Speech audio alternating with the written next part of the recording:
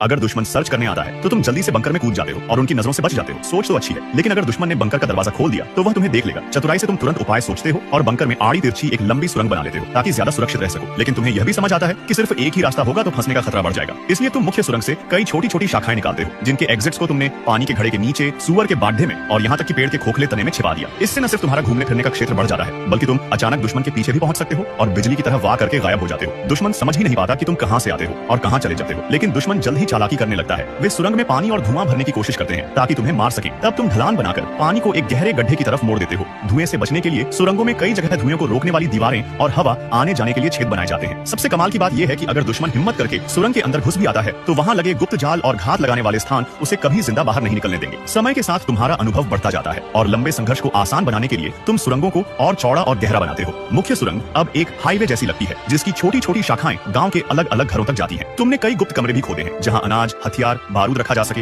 एक रसोई घर, आराम करने की जगह, अस्पताल जैसा कमरा और निगरानी के लिए खिड़कियां भी बनाई गई हैं। यानी अब यह सिर्फ सैनिकों के लिए हमला करने की जगह नहीं रही, बल्कि गांव वालों के लिए भी सुरक्षित स्थान बन गई है, जहां वे दुश्मन की तलाश और बमबारी से बच सकते हैं। बधाई हो, तुमने द टनल वॉरफेयर का आविष्कार कर लिया। अरे भाई, तूने नीचे पूरा गांव बना दिया। भाई, ऊपर की जगह बेल तो नीचे रहेंगे। सही पकड़े हैं। सुरंग खुद तैयार कर रहा है और बधाई मुझे दे रहा है।